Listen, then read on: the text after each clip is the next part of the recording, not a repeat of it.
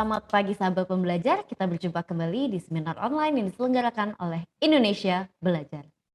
Indonesia Belajar adalah sebuah media untuk belajar yang berisi motivasi, inspirasi, dan pengetahuan tentunya dari para narasumber terbaik di Indonesia. Hadir dalam platform mobile aplikasi yang sahabat pembelajar bisa langsung download di Google Play Store maupun di Apple App Store. Ataupun Anda bisa melakukan klik pada website kita di indonesiabelajar.id ataupun melakukan follow pada Instagram kami di indonesia_belajar.id. Dan jangan lupa juga untuk melakukan follow pada Instagramnya Pak Halim @halimciang.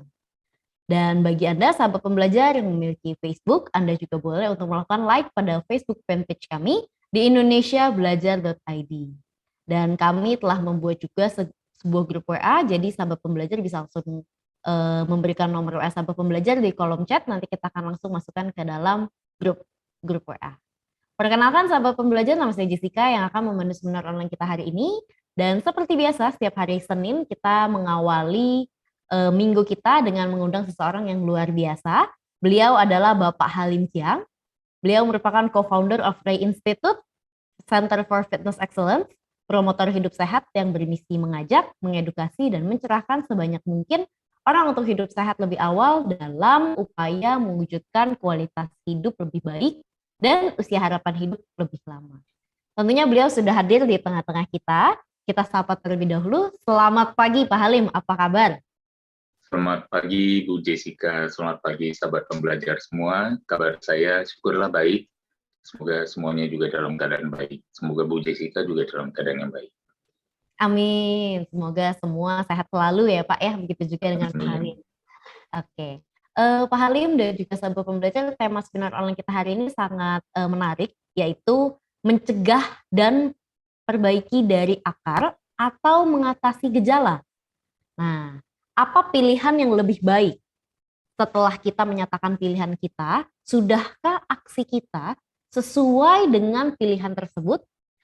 Mari kita intip perspektifnya dari sisi physical culture. Hari ini bersama-sama dengan Pak Halim. Jadi bagi sahabat pembelajar, jangan keluar dulu sampai kita benar-benar selesai.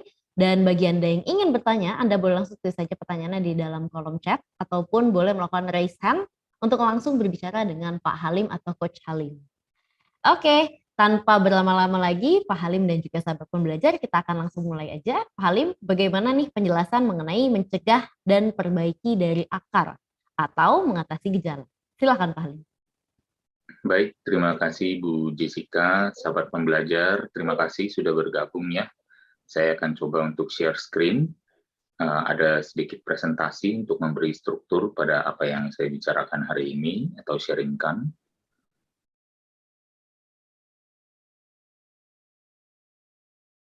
Ya, mencegah dan memperbaiki dari akar atau mengatasi gejala. Saya tertarik melihat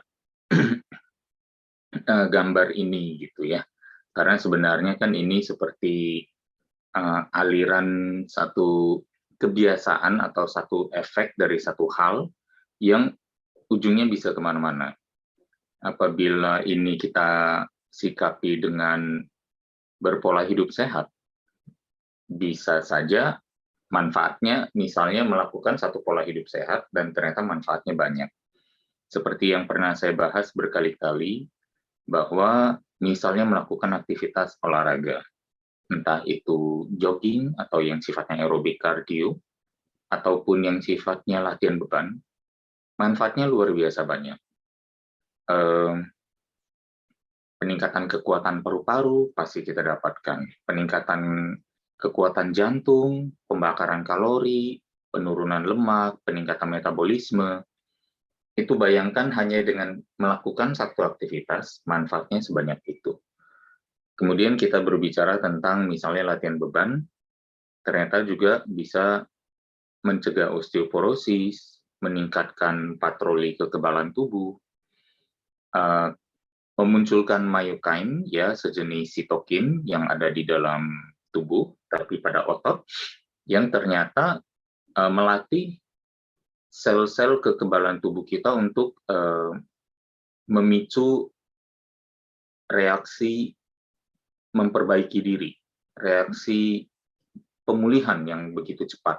Sehingga begitu myokine sudah tubuh terbiasa merespon terhadap myokine yang ditimbulkan oleh stres yang kita munculkan saat berolahraga, tubuh kita fasih dalam apabila bertemu dengan hal yang sama, yaitu saudara kembarnya atau saudara sepupunya yang namanya sitokin. Dan di situ kita bisa melihat bahwa patroli kekebalannya jalan, imun selnya aktif dan pintar, ya, banyak sekali manfaat yang kita dapatkan. Tetapi kalau kita tidak menjalankannya dan memilih untuk berkubang di dalam kebiasaan hidup yang tidak sehat, dampaknya juga begitu. Jangan mengira makan gula itu, atau makan banyak tepung itu, atau hobi makan mie, pizza, dan lain-lain, hanya berdampak kepada diabetes. Jangan mengira apa yang saya makan itu tidak manis, tidak ada gulanya, sehingga hajar aja gitu ya, demi atau mengatasnamakan menikmati hidup, gitu, bahwa hidup ini tidak sekedar nikmat dari makanan, ya. Mungkin karena kosakata kita sebagai orang Indonesia, dengan bahasa Indonesia, asosiasi nikmat yang biasa untuk makanan juga kita berikan kepada hidup. Padahal di kosakata bahasa-bahasa lain yang saya mengerti, mungkin bahasa Inggris deh, ya, yang sederhana. Mereka tidak menamakannya delicious life. Hidup itu ya enjoy. Kalau makanan itu ya delicious, beda. Ada katanya untuk menikmati, gitu ya. Tapi saya mungkin langsung aja ke slide untuk sebenarnya membahas apa sih maksud dan tujuan dari sharing atau topik hari ini. Ini adalah pada dasarnya grafik yang sebenarnya sangat umum, ya, yang ditampilkan oleh WHO, Badan Kesehatan Dunia, dan perspektifnya terhadap aging, terutama yang aktif. Garis biru di grafik di bawah, garis biru melambangkan pola hidup sehat, ya, maintaining highest possible level of function. Kemudian older age juga, karena selalu berolahraga, seiring bertambahnya usia, itu kemampuannya tinggi, sehingga tidak jatuh seperti si garis kuning atau oranye. Dengan garis kuning dan oranye ini, karena tidak berolahraga, tidak mengatur pola makan dengan baik, ya, atau pada dasarnya tanpa sengaja atau tanpa disadari mengabuse badannya demi kenikmatan yang namanya lidah itu, demi yang namanya menikmati hidup. Masuk atau jatuh ke disability threshold. Bahkan garis oranye ini bisa jadi lebih awal, karena kita seperti yang kita temukan hari ini di usia 30-an, 40-an tahun, adult life yang harusnya kuat, masa depan yang masih panjang, ya, tetapi sudah banyak bertubi-tubi datang penyakit hingga pada tubuhnya. Dan garisnya juga, garis yang di bawah, yang oranye ini, belum tentu lebih panjang juga daripada yang biru, gitu. Jadi ini pun sebenarnya representasi saja, ya, semacam satu visualisasi, tapi belum tentu akurat. Yang lebih akurat adalah si birunya, si garis biru itu. Nah, kita di usia sekarang, para peserta seminar, atau sahabat pembelajar sekarang ini, ada di garis hijau yang saya akan tampilkan. Ada di sini. Ya, decline is a consequence of age. Ya, decline itu adalah satu konsekuensi. Tetapi kita menemukan bahwa ternyata konsekuensi decline ini atau penurunan ini bahkan tidak harus terjadi. Banyak yang berolahraga di usia 40-an, 50-an, 60-an bisa lebih kuat daripada diri mereka sendiri 30 tahun sebelumnya, 20 tahun sebelumnya. Ya, jadi bahkan decline itu bisa di-delay. Karena apa? Dibawa tinggi dulu.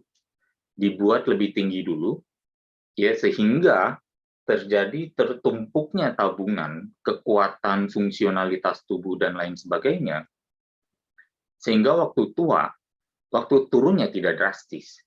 Bukan saja tidak drastis, tetapi ya ke-delay juga gitu, untuk waktu yang cukup lama.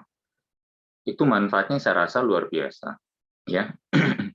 Jadi mencegah dari akar, dan kalau misalnya kita lakukan hari ini, if you take action today, tampilannya adalah seperti ini.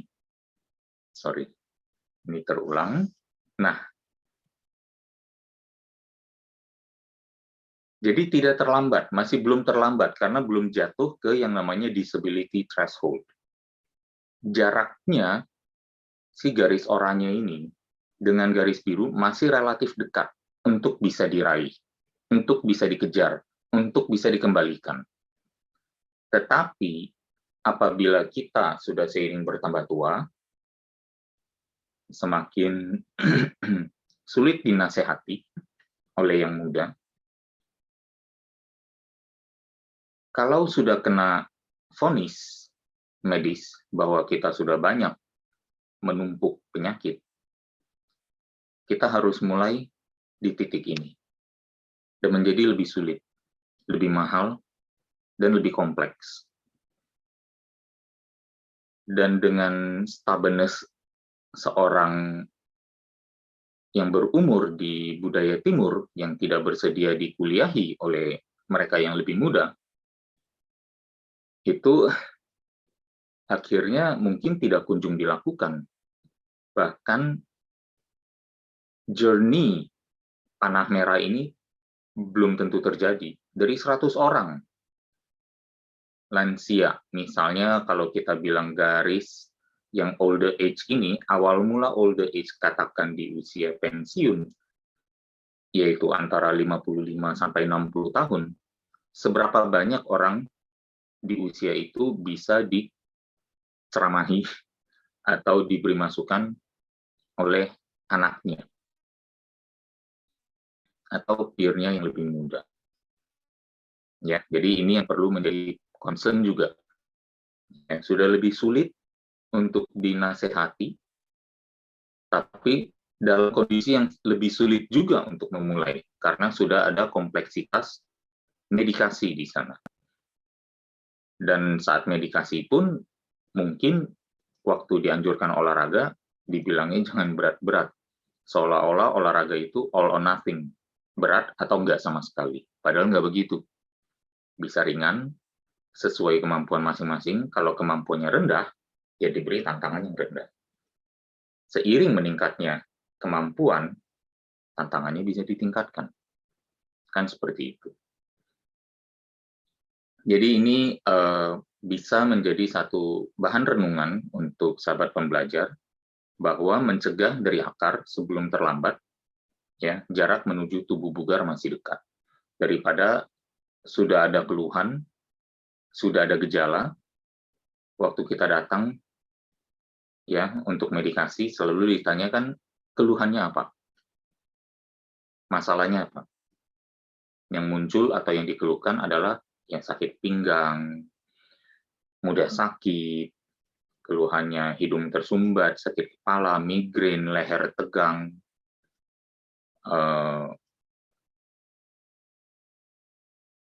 tidak ada keluhan bahkan dengan HbA1c yang tinggi. Ya, tapi pas menjadi keluhan atau gula darah tinggi sudah menahun, HbA1c-nya sebenarnya udah jelek sekali. Sudah memasuki diabetes. Tapi keluhannya nggak ada. Mungkin menganggap, ini mah cuma usia tua. Saat keluhannya muncul, itu ternyata di saat ceritanya, kakinya waktu jalan menginjak sesuatu dan berdarah. Lalu lukanya nggak sembuh-sembuh. Baru tahu dan baru sadar. And by then, it's too late. Nggak ada gejala. Orang sakit jantung rata-rata. Katanya ada, dan by the time ketahuan, gejalanya sudah hebat. Stroke juga begitu. Nggak ada angin, nggak ada hujan, tiba-tiba stroke. Paginya bangun masih fine, berolahraga sebentar masih fine, atau mungkin nggak olahraga tapi ya biasa ya, gitu. Melakukan aktivitas seperti biasa, masih naik motor, masih bawa kendaraan, tiba-tiba satu event ternyata bisa stroke. Ya, terkadang gejala dan keluhan itu saat muncul sudah terlalu terlambat dan terkadang juga tidak menjadi pelajaran. Sedihnya di situ. Katanya pengalaman adalah guru yang berharga. Udah mengalami, nggak belajar juga. Dan itu banyak sekali, 270 juta orang Indonesia. Berapa yang aktif berolahraga setiap harinya? Atau seminggu 3 kali aja. Berapa juta yang berolahraga seminggu 3 kali? Dan berapa juta yang merokok sehari 3 batang? Udah ketahuan tuh, kita berada di negara kelompok yang mudah sakit atau mudah sehat. Ya. Next, nah ini dia. Ya, kalau sudah berada di garis disability, itu yang agak menyulitkan. Dan ini salah satunya. Ada satu studi selama 25 tahun dilakukan di 195 negara. The New England Journal of Medicine. Dan penumpukan lemak menimbulkan banyak sekali kerugian. Menyumbang 4 juta kematian setiap tahunnya, dengan kadar berat badan yang tinggi menyumbang 120 juta tahun dalam hidup dalam kelumpuhan, disability. Ada 3 dis. Disability, dysfunctions, and disease. 3 dis ini menurunkan kualitas hidup kita. Dan itu awalnya dari tidak menjaga atau tidak melakukan upaya pencegahan. Lebih memilih, nanti aja mengalami, for the sake of pengalaman adalah guru yang berharga, jadi saya harus mengalami dulu biar saya belajar dan menemukan gurunya. Well, benar juga, the teacher will not appear, the lesson will not appear when the student is not ready. Jadi selama 25 tahun, tingkat kematian global meningkat akibat overweight dan obesity. Dan ini adalah sambungannya di data global, kontributor kematian manusia modern itu didominasi 7 dari 10, 70%-nya adalah non-communicable disease atau penyakit-penyakit yang tidak menular. 70% of global death. Kemudian communicable disease lebih kurang 20%, itu pun udah termasuk masalah mungkin maternal, neonatal, ya, ibu dan bayi, yang masalah-masalah gizi buruk dan lain sebagainya di mungkin negara-negara miskin. Jadi penyakit menular itu sebenarnya sangat kecil. Lebih sedikit lagi karena juga sharing angka tersebut dengan kondisi ibu anak dan kemiskinan gizi buruk di negara-negara tertentu. Dan kemudian ya 1 dari 10-nya oleh injury, entah itu kecelakaan dan lain sebagainya. Jadi bisa dilihat bahwa sebenarnya concern terbesar adalah di non-communicable disease, dan apalagi di masa 2 tahun pandemi ini, di mana 95% kematian dari penyakit yang namanya COVID ini berasal dari orang-orang yang dikontribusikan oleh yang namanya penyakit tak menular. Nomor 1-nya adalah tekanan darah tinggi. Ya. Anyway, kita lanjut. Jadi what to do? Kita sudah mulai mengarah pada satu kesimpulan bahwa mungkin kita baiknya mencegah. Oke, kita membahas dulu yang 7 dari 10 kematian manusia modern, mencegah dan memperbaiki penyakit tak menular. Pertama, kita awali dengan merangsang otot rangka, berolahraga dengan beban, seperti yang saya sampaikan dalam berbagai episode Indonesia Belajar, seminar di Indonesia Belajar, bahwa latihan beban memiliki begitu banyak manfaat. Ya, meningkatkan fungsi sendi, tulang, tendon, massa, dan kekuatan otot. Karena di sini adalah sifatnya tadi mencegah disabilitas menjadi abilitas. Kemudian, meningkatkan metabolisme, memperbaiki komposisi tubuh, itu adalah meningkatkan fungsi. Ya, dari disfungsi menjadi fungsi. Kemudian juga yang ujungnya lagi adalah penyakit degeneratif tak menular ini tidak muncul atau jauh dari kita. Health span meningkat, dalam arti selama kita hidup, mungkin sama panjang orang yang tidak jaga kesehatan dengan orang yang jaga kesehatan. Sama-sama mungkin 70 tahun, sama-sama mungkin 60 tahun, sama-sama mungkin 65 tahun. Tetapi dalam kurun waktu hidup itu berapa panjang dihabiskan dalam sehat dan berapa panjang dihabiskan dalam sakit. Jadi itu yang namanya health span. Harapannya health span meningkat.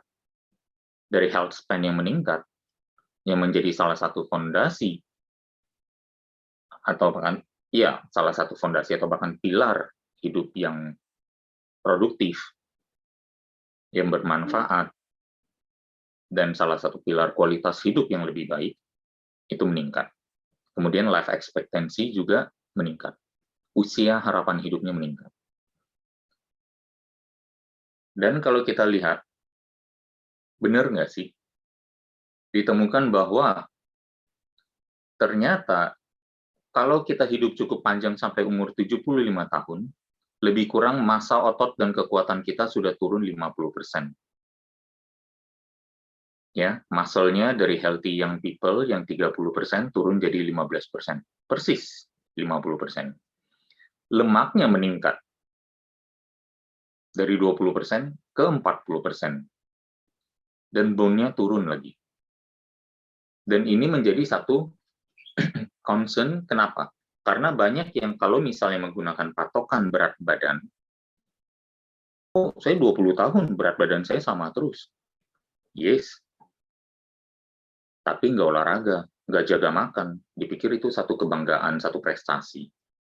Tapi sebenarnya yang terjadi adalah komposisi ototnya turun, komposisi otot lemaknya naik, dan tulangnya turun, dan tidak diketahui.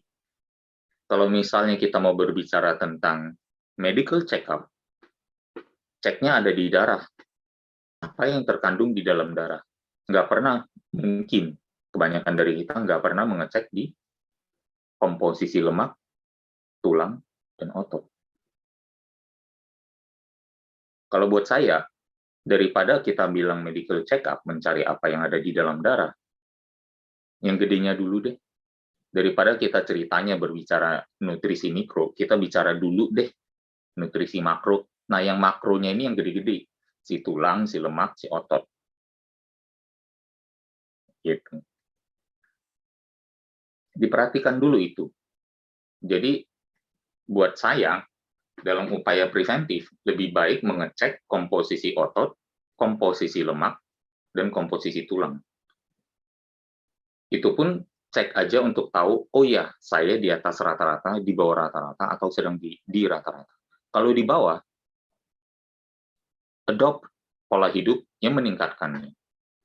Dengan mengadopt pola hidup yang meningkatkannya, lalu kita cek lagi dan kita sudah on the right track, dan sudah masuk ke dari kalau misalnya di bawah rata-rata, kita akhirnya naik ke setelah satu periode memperbaiki gaya hidup, kita melihat bahwa otot, tulang, dan lemak kita udah improve kondisinya, kita udah nggak perlu cek lagi. As simple as that.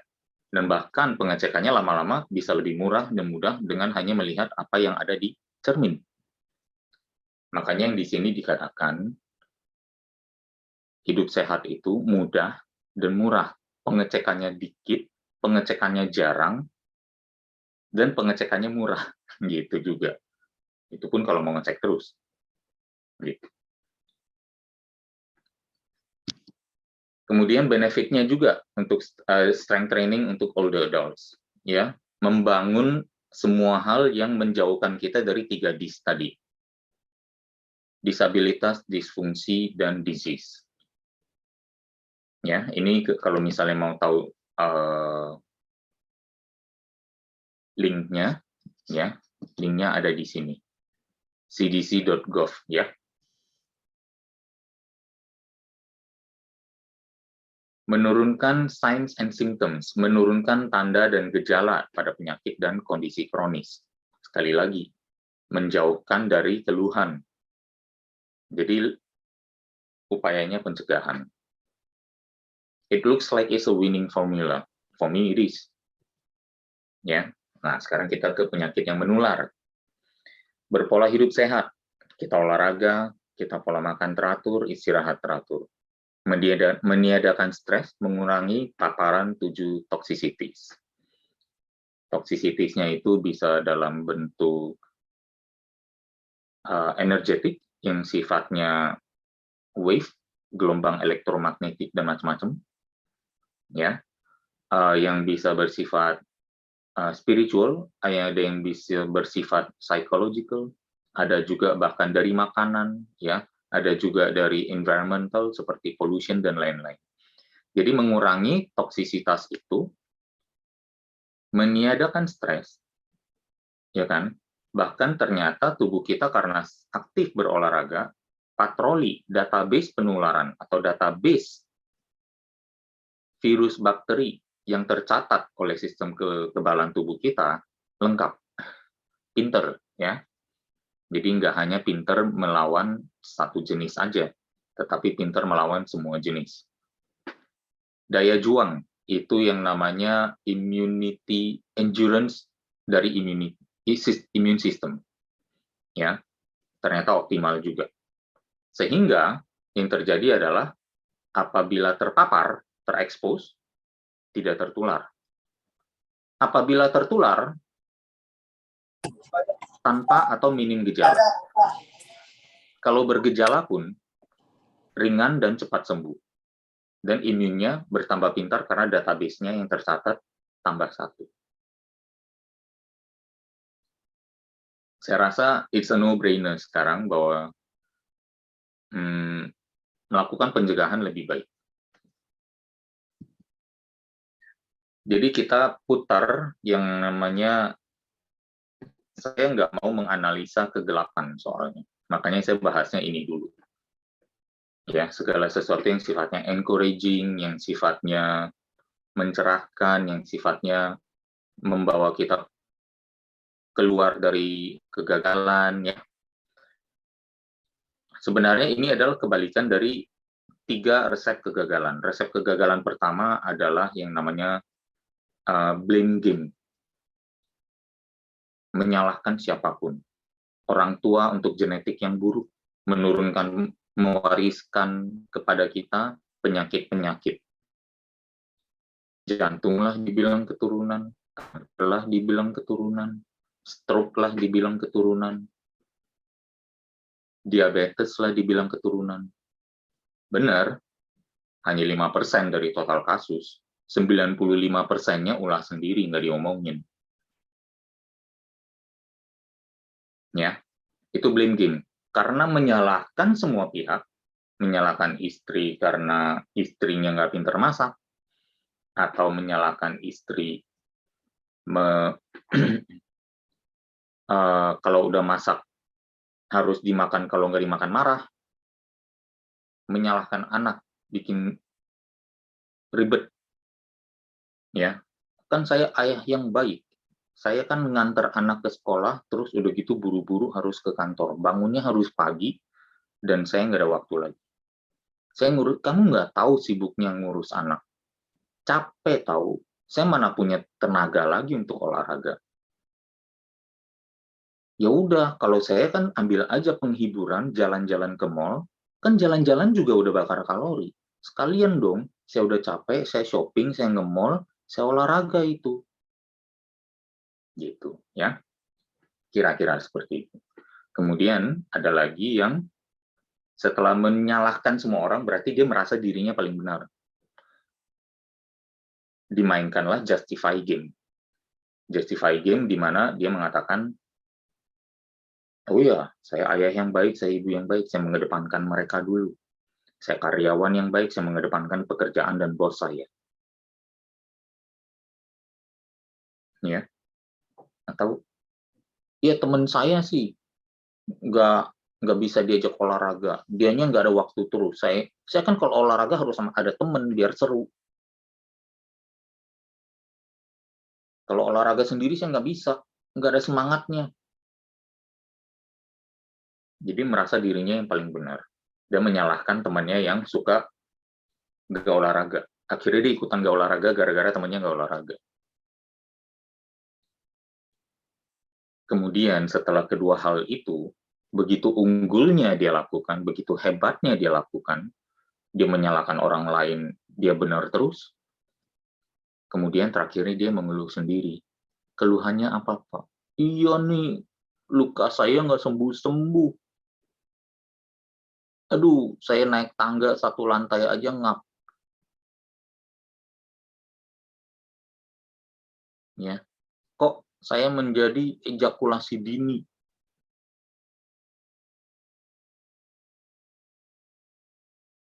Kenapa saya salah apa sampai saya stroke dan mati sebelah sisi?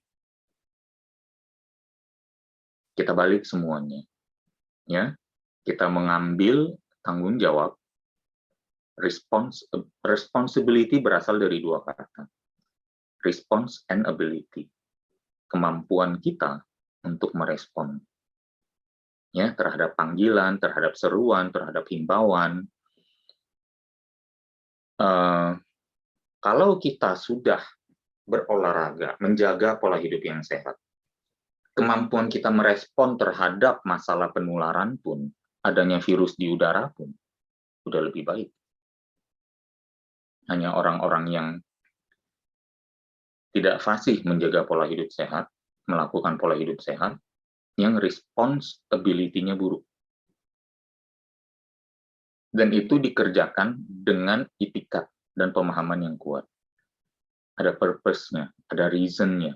Bukan excuses, tapi reason and purpose. Bahasa kita sama, alasan. Mengapa dia sukses? Alasan dia sukses adalah nggak ada. Kita susah ngomong begitu, padahal kembali lagi keterbatasan vocabulary kita, kosakata. Dan kita menanyakan pertanyaan yang tepat. Alih-alih menyalahkan orang lain atau mengeluhkan, mengatakan, mengapa ya saya sakit gini, saya salah apa? Mungkin ada baiknya kita bertanya, bukan mengapa saya begitu, mengapa ya gelap? Apakah dengan bilang, oh bolamnya putus, misalnya. Mengapa ya gelap? Oh bolamnya putus. Harusnya ada pertanyaan selanjutnya. Bagaimana supaya terang? Ganti bolam. Nah, kita seringnya berhenti di mengapa bolam putus aja. Setelah mendapatkan jawabannya, siapa yang bisa disalahkan? Blame game lagi. Siapa yang benar? Diri sendiri lagi. Bolak-balik di sana terus siklusnya. Create siklus baru. Ini siklusnya. Ability to respond, kemudian isi hidup kita dengan tujuan dan sebab, reason, dan juga tanyakan pertanyaan yang tepat. Alih-alih menanyakan mengapa mati lampu, mengapa bolam putus, lebih baik bertanya bagaimana supaya ruangannya bisa terang lagi. Ini di gambar kanan ini, ya, ada rumah, ada satu ruangan dapur yang begitu banyak sampahnya. Ini udah pasti ketebak nih. Kalau orang yang memiliki sensori yang tinggi, melihat itu langsung mau tutup hidung, padahal sebenarnya hanya gambar. Nggak tahan. Ya, pasti kotor, bau, banyak kuman, banyak tikus. Kemudian gambar sebelahnya yang bersih. Ya, kita coba lihat. Kita runutin. Ini yang namanya thought process, proses berpikir. Tidak membersihkan rumah karena mungkin pembenaran diri. Dia adalah ceritanya man of the house, jadi nggak usah membersihkan. Seolah-olah ini genderis gitu ya. Saya kan udah capek, saya cari duit di luar. Rumah yang bersih dong. Gitu misalnya. Ya. Menyalahkan siapa? Oh, anak-anak banyak. Belanja terus dari luar, plastik jadi numpuk, apa segala macam. Siapapun yang orang lain yang salah. Ya. Lalu dia sendiri yang mengeluh, rumah saya kenapa kotor dan bau. Itu diakibatkan oleh apa? Buang sampah sembarangan. Buang sampah sembarangan akibatnya menghasilkan apa? Sampah menumpuk, minim area yang bersih. Akhirnya mengeluh rumah kotor dan bau. Atau kalau bahkan kita mengetahuinya dengan sengaja, biarinlah, sampahnya masih dikit, jalan terus, kan menikmati hidup.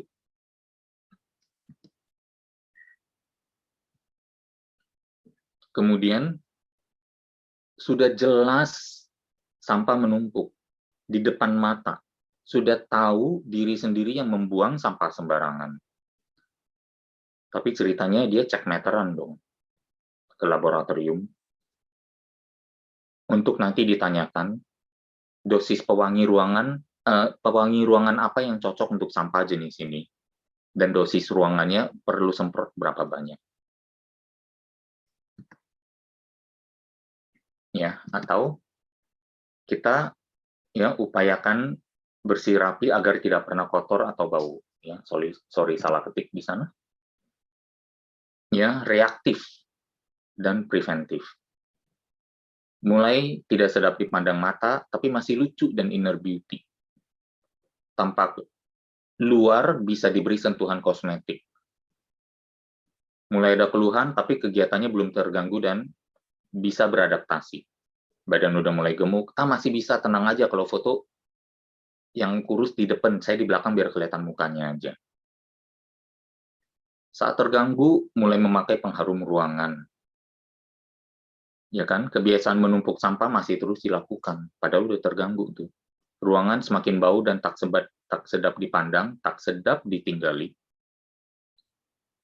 Pakai pengharum lagi, yang lebih beragam. Menanyakan kepada expert pengharum, saya perlu pakai pengharum jenis apa? Karena pengharum untuk pup dan pengharum untuk sampah, katanya beda. Dan dosisnya ditinggikan. Atau mau preventif, rutin berolahraga, pola makan seimbang teratur, istirahat teratur, seimbang antara kualitas dan kuantitas, ruangan selalu bersih, sedap dipandang dan tanpa bau. Hidup nyaman dan leluasa, tidak perlu pengharum sama sekali. Nah, kalau udah begitu, perlu nggak pengecekan odor meter? Meter bau, meter aroma. Melakukan pengecekan, dibawa rumahnya ke laboratorium untuk dicek.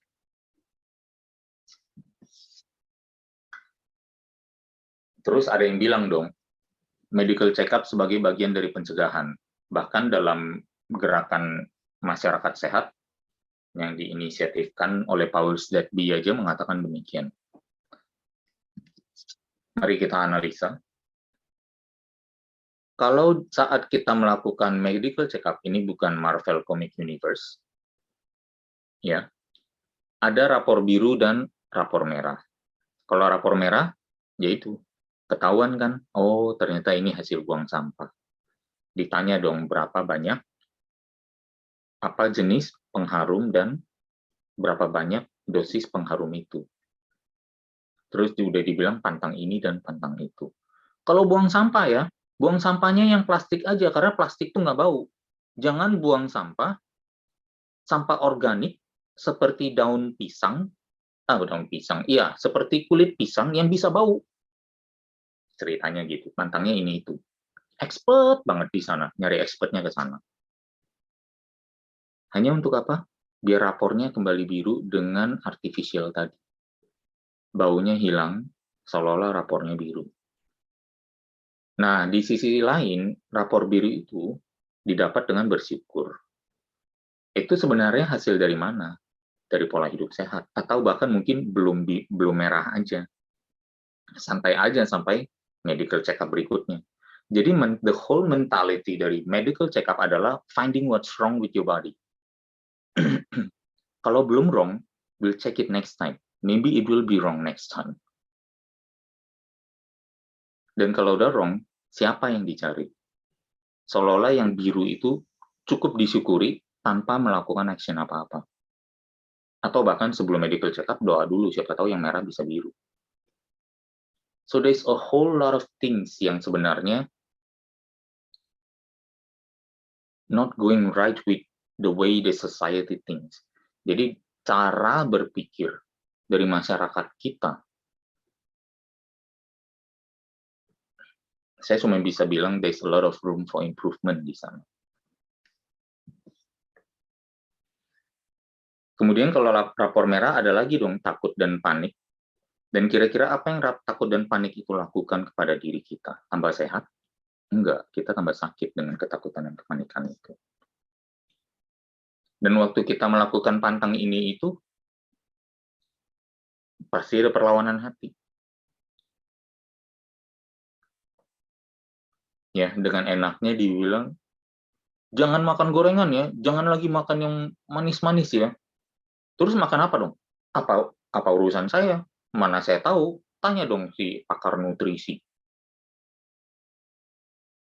Itu jadi kayak ceritanya nih.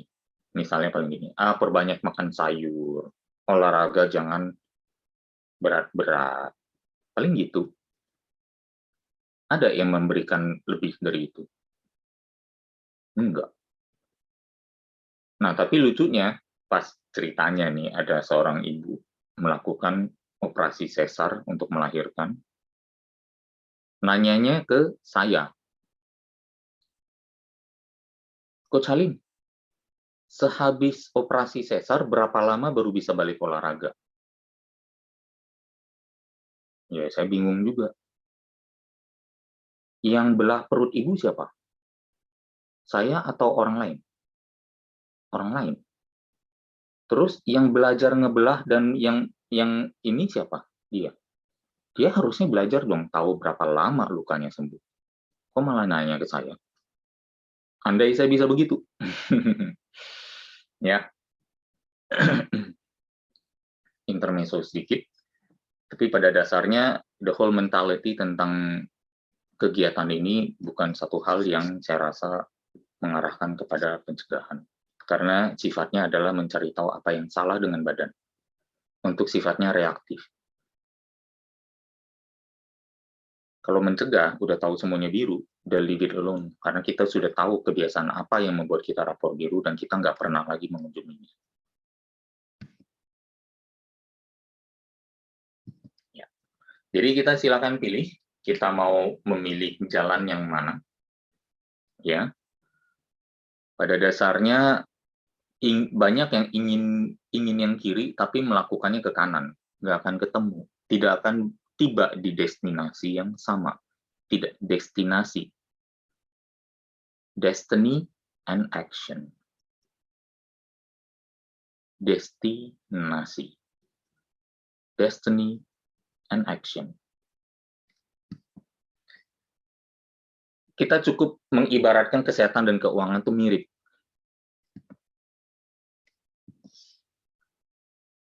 Dia akan turun kalau dibiarkan. Susah banget diraihnya. Diusahakan sampai konsisten, laju naiknya uang harusnya lebih banyak daripada laju turunnya uang. Pemasukan sebaiknya lebih besar daripada pengeluaran. Ya, dibiasakan sampai konsisten. Tidak mengenal kata berhenti.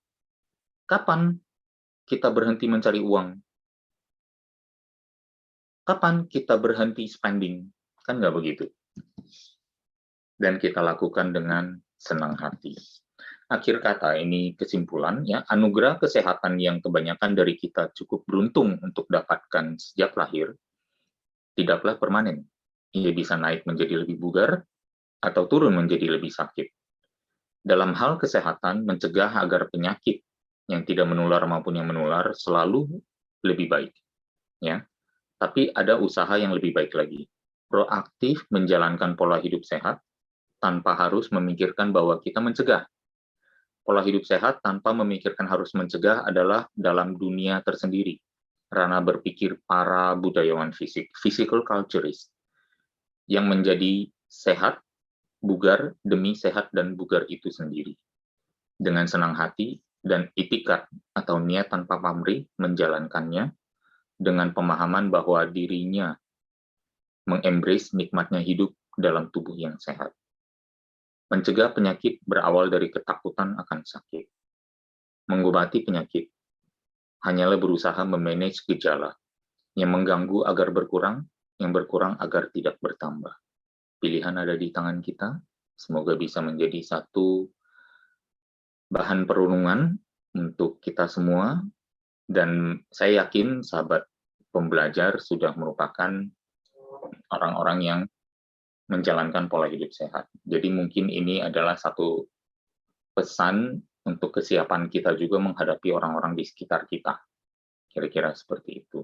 Ya, terima kasih atas waktu dan perhatiannya. Mohon maaf apabila ada kata-kata yang kurang berkenan. Saya kembalikan lagi ke Bu Jessica. Terima kasih. Siap, terima kasih Pak Halim, luar biasa sekali pencerahannya. Ini juga sudah ada yang berkomentar dari Ibu Elfrida. Inspiring slide ini coach, keren. Terima kasih banyak, very inspiring. Terima kasih juga Ibu Elfrida sudah hadir di sini. Nah, ini juga ada komentar dari Bapak Biondi. Wah, inspiring banget ini. Jadi segala sesuatu mengatasi dan mencegah gejala penyakit itu dari mindset diri kita sendiri ke arah pola hidup sehat ya coach. Ya, terima kasih Bapak Biondi. Oke, Bapak, Ibu, dan juga Pak Halim, ini kita akan langsung mulai saja sesi tanya jawabnya. Terima kasih pencerahannya. Kita langsung aja, ini ada satu pertanyaan dari Ibu Cut Fitria. Selamat siang Coach, mohon izin bertanya untuk strength training. Apakah ada dampak untuk tulang patella atau lutut jika sering melakukan push up bagi wanita? Silakan Coach. Oh ya, baik Bu Cut Fitria. Mungkin yang dimaksud adalah melakukan push up dengan tumpuan di lutut. Apabila memang memiliki masalah di lutut, ya mungkin baiknya tumpuan di lutut itu dihindari, gitu ya. Anatomi dari patella sendiri sebenarnya dia memang terikat, ya. Memang mungkin ada tendon di sana untuk mengikatnya dan menjaga di tempat. Jadi sebenarnya bukan satu masalah. Kecuali memang secara kebetulan memiliki satu desain arah angle patella yang berbeda. Tapi di saat itu pun kita kan ternyata bisa masih tetap push up dengan menggunakan bantalan. Entah itu bantal kecil, ya bantal baby, belilah gitu di online ya. Atau beli matras. Nah, kan ada juga matras yang cukup tebal. Jadi bisa memilih itu agar terlindungi. Jadi tidak ada masalah. Ya. Ini kan ya semacam saya nggak tahu mencari pembenaran untuk tidak melakukan gitu loh.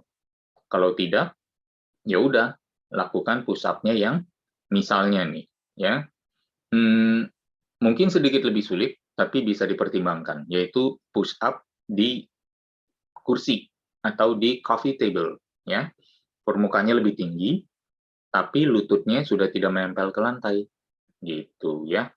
Jadi jawabannya bisa ada dua, either push up dengan lutut di lantai dengan matras, atau push up lutut tidak di lantai, tapi karena sulit apabila tangannya di lantai, sekarang tangannya di permukaan yang lebih tinggi. Gitu ya. Jadi semoga itu bisa menjawab atau menjadi alternatif kegiatan buat Bu Cut Fitria. Terima kasih. Siap, terima kasih Pak Halim, Ibu Cut Fitria, semoga terjawab. Ini ada komentar lagi dari Ibu Siska, terima kasih banyak Coach, saya pernah mengalami fase seperti yang diceritakan Coach Halim. Nah, pertanyaan dari Bu Siska adalah, untuk lose weight baiknya itu dengan functional workout atau lebih banyak kardio, dalam kurung lari atau renang? Silahkan Pak Halim. Ya, baik Bu Siska, terima kasih. Mungkin bisa memasuki sedikit banyak beberapa episode seminar kami di Indonesia Belajar juga ya, functional workout atau lebih banyak kardio.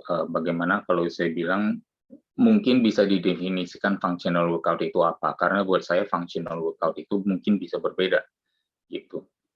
Jadi functional workout buat saya adalah melatih setiap bagian tubuh semaksimal mungkin dengan tantangan yang khusus untuk bagian tersebut, dengan intensitas tertinggi untuk bagian tersebut, baru kemudian dipadukan dalam ranah skills. Jadi buat saya functional itu dengan memiliki semua otot, bagian-bagian tubuh terlatih, tertantang di kekuatan maksimalnya, maka dia sudah functional. Dan itu memang sifatnya adalah bodybuilding training, muscle building training. Ya, dan itu yang meningkatkan metabolisme lebih banyak sehingga dan gampang sekali jika dipadukan dengan pola makan yang lebih baik. Kalau ditanya lebih banyak kardio, coba tanya teman-teman yang udah kardio. Ya. Bahkan coba tanya para pelari, berapa banyak pelari yang punya six pack? Dan berapa banyak anak fitness yang punya six pack? Karena six pack adalah salah satu tanda kadar lemak yang rendah gitu. Kalau mau lose weight-nya apa? Lose weight-nya itu mau menurunkan berat badan kan? Nah, kontributor berat badan ada 5. Ada air, ada tulang, ada organ, ada otot, ada lemak. Dari 5 ini, weight mana yang mau diturunkan? Mau bisa turun 2-3 kilo, turun otot, turun air, turun tulang, ya, 3 kilo turun, lemaknya nggak turun-turun. Bahkan lemaknya naik 1, tapi karena turun 3, naik 1, di timbangan masih kelihatan turun 2 kilo. Terus kita tepuk tangan dan kita bilang, wah luar biasa, selamat ya, sukses, turun 2 kilo dalam sebulan, tapi ototnya yang turun. Is that the weight that we want to lose? Jadi kalau kita mau berbicara lose weight, saya akan berasumsi Bu Siska menanyakan tentang lemak. Kalau kita mau menurunkan lemak, latihan beban pun sudah bisa. Ya, dan bahkan konotasi atau persepsi lari atau aerobik untuk bisa menurunkan berat badan atau menurunkan lemak, ya kita tinggal tanya para pelaku aerobik berapa banyak yang pelaku aerobik eksklusif terutama, berapa banyak yang punya six pack yang sebagai perlambangan, salah satu perlambangan utama kadar lemak rendah. Gitu ya. Gitu. Jadi semoga terjawab Bu Siska. Terima kasih Pak Halim, Ibu Siska, semoga terjawab. Ini ada dari Bu Siska lagi, tambahan dengan massa otot naik kadar fat akan turun ya Coach? Kadar fat turun dalam arti begini, potensi pembakaran dengan otot yang lebih besar, massa otot itu seperti cc mobil. Jadi dengan cc yang meningkat, saat diam pun dia akan membakar lebih banyak. Saat menyala saja tanpa digas, tanpa dibawa jalan, mobil itu pasti menjadi lebih boros bahan bakar. Gitu. Ya. Jadi dengan massa otot yang naik, potensi kadar lemak turun lebih besar. Ya. Dengan komposisi otot yang naik, meskipun lemaknya masih sama, tapi the whole percentage udah berubah. Jadi kita bisa bahas dari 2 sisi. Satu dengan kenaikan massa otot dalam kilogramnya, dan satu lagi dari pergeseran persentasenya. Gitu. Kalau di pergeseran persentase, lemak tetap, otot naik, persentasenya pasti lemak udah dianggap turun. Hanya matematika sederhana. Semoga terjawab, Bu Siska. Terima kasih Pak Halim, Ibu Siska, semoga terjawab. Ini ada pertanyaan lagi dari Bapak Biondi. Coach, saya mau bertanya. Saya suka berolahraga angkat beban demi tujuan menunda penuaan dan mencegah penyakit hingga menurunkan kadar lemak. Saya olahraga rutin hingga 6 kali seminggu hingga 3 jam kurang lebih perharinya. Beberapa waktu kemudian saya terkena tipes. Pertanyaannya, apakah olahraganya itu berlebihan atau pola makan yang kurang teratur sebagai faktor utama penyebab penyakit tersebut? Terima kasih. Silakan Pak Halim. Ya, ini mungkin jadi sedikit lesson aja buat Pak Biondi ya, bahwa more is not always better, tapi better is always better. Ya, jadi dan juga pelajaran untuk listen to your body, ya bukan listen to your ego, gitu. Jadi keinginan itu mah banyak ya, tapi kalau kita tidak bisa mengendalikannya, ya kita menurutinya. Dengan menurutinya, akhirnya berbagai masalah juga jadi muncul. Saya tidak ingin maksudnya tuh hati-hati dengan kasus ini yang akhirnya malah membuat orang takut olahraga. Gara-gara kitanya berlebih. Misalnya, tuh kan olahraga bikin kamu sakit, tuh kan olahraga nggak sehat juga, ada aja yang kena ketular dan meninggal, dan lain sebagainya. Padahal itu adalah exception, bukan rules. Satu kasus di antara jutaan. Sama juga ada yang bilang, tuh lihat tuh, bapak saya, kakek saya udah 76 tahun tapi masih merokok seumur hidup. Hidup aja tuh umurnya panjang. Yang nggak merokok, banyak nggak yang meninggal umur 50? Banyak, dibilang. Seolah-olah mengatakan demikian, rules-nya begitu, bahwa setiap perokok pasti bisa hidup sampai 76 tahun tanpa masalah kesehatan. Padahal itu adalah kasus langka. Jangan jadikan kasus langka nanti malah menjadi kabar besar yang dijadikan contoh untuk membuat orang lain menjadi meneruskan ignorance-nya. Gitu ya. Jadi kita sebagai pelaku olahraganya pun perlu mengetahui keseimbangan itu dan meluruskan bahwa saya sakit begitu memang karena saya tidak mendengar apa yang pesan tubuh saya sampaikan. Kira-kira seperti itu. Semoga terjawab, Pak Biondi. Terima kasih Pak Halim, Pak Biondi, semoga terjawab. Ini ada dari Ibu Mercia. Kesimpulannya turun lemak, pertahankan otot, bahkan naikkan. Ya kan Coach? Ya. Yes, very true. Tepat sekali Bu Mercia. Oke. Terima kasih Bu Mercia, terima kasih juga Pak Halim. Kita lanjut lagi ke Bapak dan Ibu Indra dan Yanti di Bandung nih. Untuk umur 42 tahun, apakah masih bisa mengejar kelenturan tubuh seperti split atau melakukan tendangan yang tinggi?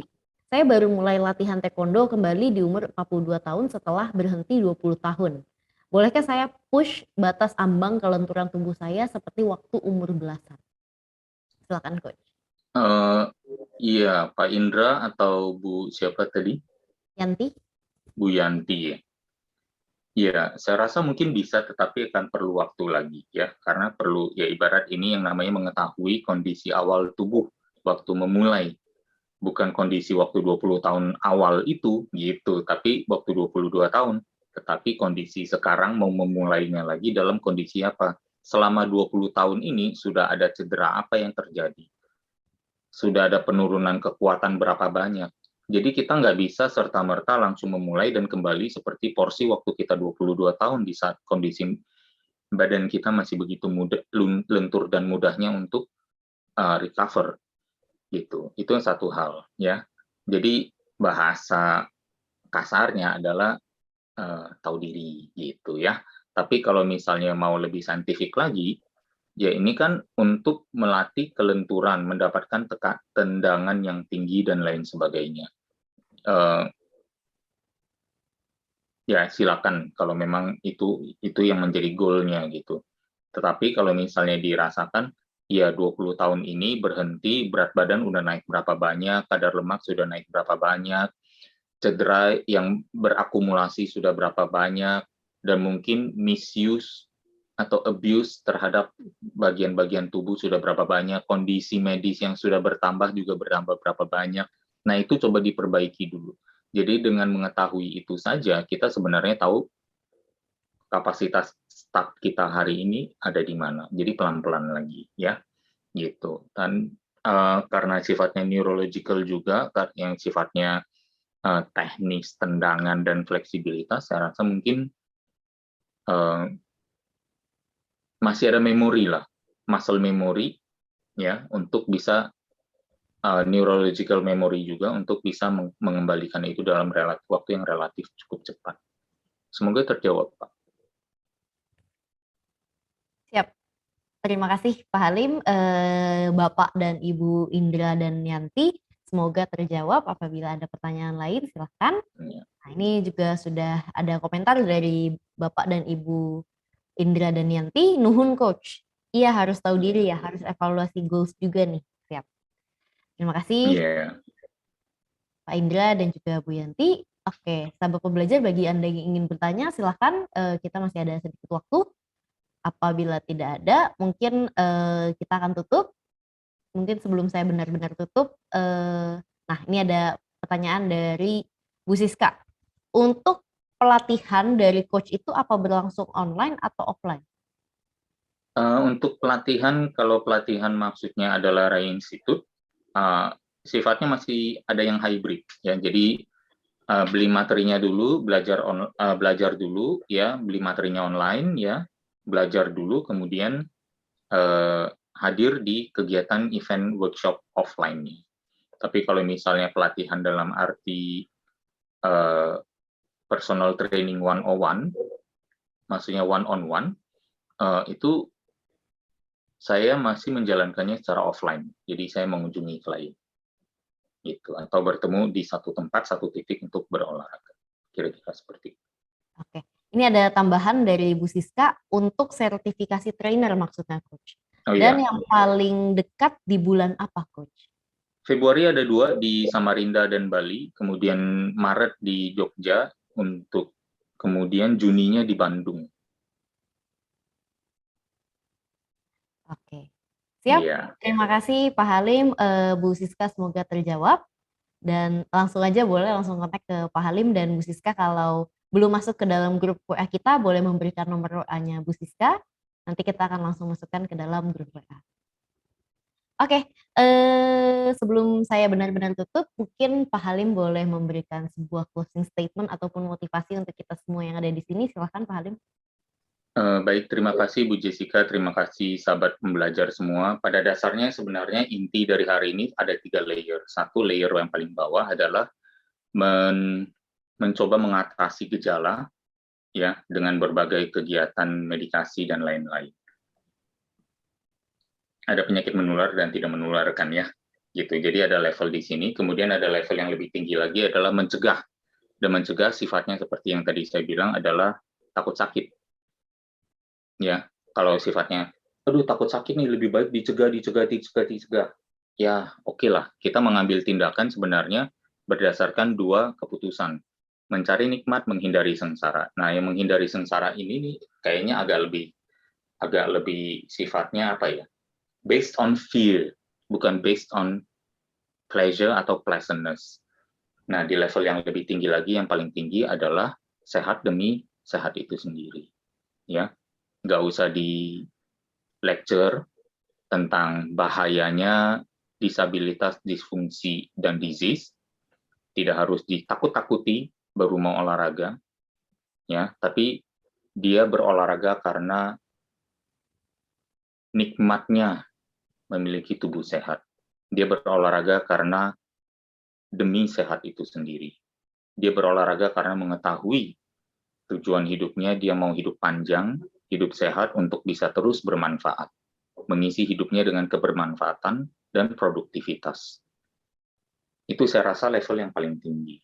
Dan esensinya tentu pesan buat sahabat pembelajar adalah semoga kita semua memiliki mindset yang sudah yang tertinggi itu, dan mencoba menginfluence siapapun di sekitar kita untuk memiliki mindset yang sama. Kira-kira seperti itu, semoga terjawab dan bisa sedikit mencerahkan dalam proses perenungan masing-masing. Terima kasih atas perhatiannya dan semoga kita ketemu lagi minggu depan. Siap, terima kasih Pak Halim, luar biasa sekali pencerahan dan juga materinya hari ini. bagi sahabat pembelajar yang belum masuk ke dalam grup WA, boleh sekali untuk masuk ke dalam grup WA dengan memberikan nomor sahabat pembelajar. Kenapa? Karena nanti di sana Pak Halim akan memberikan materi kita hari ini ya. Jadi sahabat pembelajar bisa langsung baca-baca lagi ataupun melakukan share kepada orang lain. Dan berita baik juga, ini nanti materi ini juga kita akan langsung masukkan ke dalam YouTube Indonesia Belajar. Jadi bagi Anda yang belum subscribe dan juga like di YouTube Indonesia Belajar, boleh silahkan ke Indonesia Belajar Official. Sekali lagi saya ucapkan terima kasih kepada sahabat pembelajar dan juga kepada Pak Halim. Kita akan berjumpa lagi di minggu depan. Semoga sehat selalu dan bahagia selalu. Saya Jessica dan tim Indonesia Belajar mohon undur diri. Terima kasih, stay safe and stay healthy. Thank you. Thank you Pak Halim. Terima kasih semuanya. Have a nice week ahead ya. Thank you. Thank you.